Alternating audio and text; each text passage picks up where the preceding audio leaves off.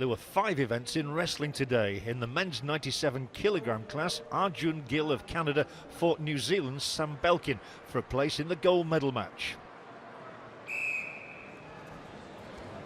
We're underway, 2 3-minute periods ahead of us. Now, Gill already trying to push about and bully the New Zealander, trying just to make his power felt here.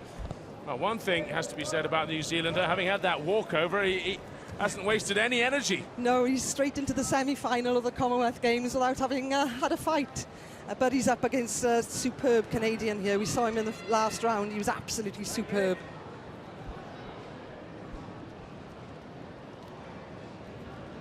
Canadians, of course, have dominated the Commonwealth Games. 57 medals they've won in total up until this Games. Followed closely by India, who are catching up quickly. Took how many goals yesterday? 4, I think, Colin? 3 out of the 4. Canada got 2, so they managed to up their total as well. But yes, it's not quite as quick as the Indians over the last few Commonwealths, that's for sure. Though the removal of Greco-Roman doesn't help India in gaining massive medal totals. Shoots for the leg, Gill, a single leg, and flips the Kiwi onto his stomach for 2. Yes, he did well there, the Kiwi. Did well to turn over onto his front and not give a 4-point score away. Did really well to ride that throw. Could easily have been a 4, landed on his back.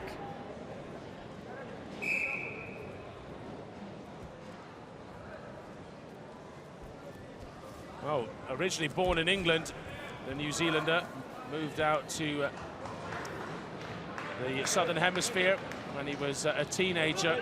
Yes. Comes from Edgware in North London and gets rolled, I'm afraid, for another 2 there by this powerful Canadian. He came in for a poor single leg, and off that, the Canadian gets behind and then wraps his arm around, gets the gut wrench. He's got long enough arms to get them around this huge New Zealander, and gets another 2 points, so suddenly he's straight up to 6 points. All you need, of course, is 10 clear points, and that's the end of the whole fight. You don't have the second period then.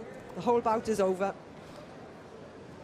Or if you pin your opponent's shoulders on the ground for just a split second, you also win the bout. Well, that's another 2 points there. He took the foot, drove him to the ground, and got to behind him. He's going for the gut wrench now.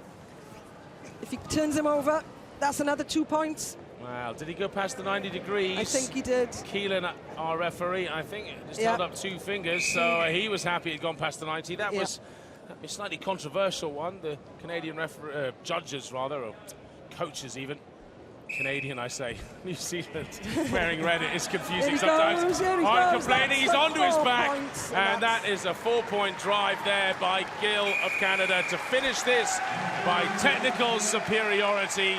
13 points to difference, he only needed 10 and didn't need the second period to finish it off. So a fairly easy semi-final in the end for Gill, and we'll see him in the gold medal match. There were 3 events for women, including the 53 kilogram category, where Lalita became one of 4 Indian wrestlers who'll be looking for gold medals in the finals later on day 7. This was one of 2 comfortable wins for her. And one of the most dramatic fights of the day came in the same category, the battle to decide Lalita's final opponent. So Lemafat for Cameroon in the red and Ada Kiori for Nigeria in blue. No exposure to the back, and that's why it's 2 points. That's control. She's looking for the ankle lace now.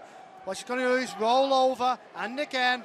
And she can do that as many times as she can fit in the mat. And she's doing it all the way around the mat. And the points are just totting up, and it's 10 clear. Wow, that was impressive. Well, Lemafat Dijo fought well in the first time that we saw her, but she got trapped there. She just couldn't get out, and she span around. She must be dizzy, and she's out. And it was a really good awareness of the mat, the way she kept in the mat as well, doing it. And there's a really tall woman for the weight, and she's using them levers really well. Well, she got bronze in Delhi. She's going better than that. Will she be getting a gold medal later on? Over at the Kelvin Grove Bowls Centre, England's Sam Tolchard was aiming to capitalise on his good start to the singles competition that has already seen him beat the defending champion. His third match in Pool A was against the unbeaten Australian Aaron Sheriff, and it was to prove to be a very exciting finale. What a line in this is. Very close for this. Gets a jack. For the chance. Drawn it. I think that's the one. The winning shot for Australia. Well, it was some battle. Both men had chances to close it out, but it's Aaron Sheriff who finds a way through. What an epic game. 28 ends between Australia and England. Victory for Aaron Sheriff.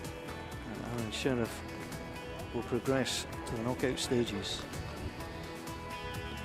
In the women's doubles, 2014 singles champion from New Zealand Joe Edwards alongside Val Smith were proving to be a very strong pairing, and they maintained their unbeaten record in Glasgow with a convincing 16-9 win over Fiji in Section B. Fiji did their best. Unfortunately for them, that's 3 losses. But New Zealand, well, they've got 3 wins and they're flying high, the Kiwis. Badminton's men's singles competition got underway on day 7 in Glasgow. After becoming the first Indian player to reach the quarter-finals at the Olympic Games in London, Kashyap Parapalli was aiming to improve on the bronze he won in Delhi. And first time of asking, Kashyap Parapalli safely on to next round, where he's going to play Jeff Toe from Australia. In the women's singles competition, Sri Lanka's Talini Hendahewa took on Terry Gray from the tiny Norfolk Islands, who was 33 years her senior. A big gap in age, and it proved to be a big gap in the scoreline.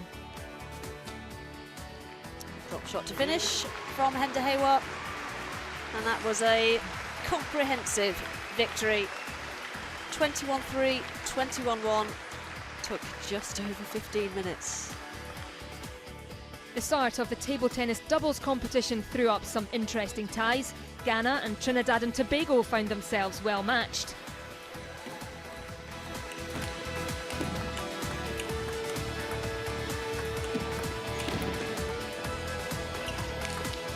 Oh yes, terrific defence from Trinidad and Tobago.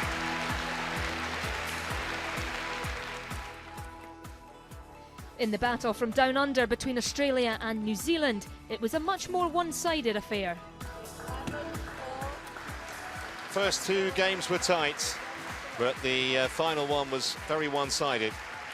And it is the Australian pairing of William Hensel and Meow Meow who go through very comfortably against Peter Jackson and Sun Yang in straight games. The men's artistic gymnastics continued with the individual all-round competition, and it was expected to be a battle between Scotland and England. Oh, another brilliant performance of Whitlock. Absolutely delights the audience and his teammates. A great start for England's Max Whitlock, but Scotland's Daniel Keatings was doing his best to keep up with the early leader. This routine on the floor helping keep him in the medal hunt. And it was a battle to the end for the British teammates, the gold medal all coming down to the final routine of the session. There's the confirmation that Max Whitlock has won the men's individual all-around. To squash, and world number 1 from Malaysia, Nicole David's dream of adding doubles gold to her singles gold was dashed on day 7, as she and teammate Lo Wee Wern were beaten 2 games to love by the number 5 seeds from India. And that's it with the action so far on day 7 of the Commonwealth Games. We leave you with some of the highlights of another exciting day's action.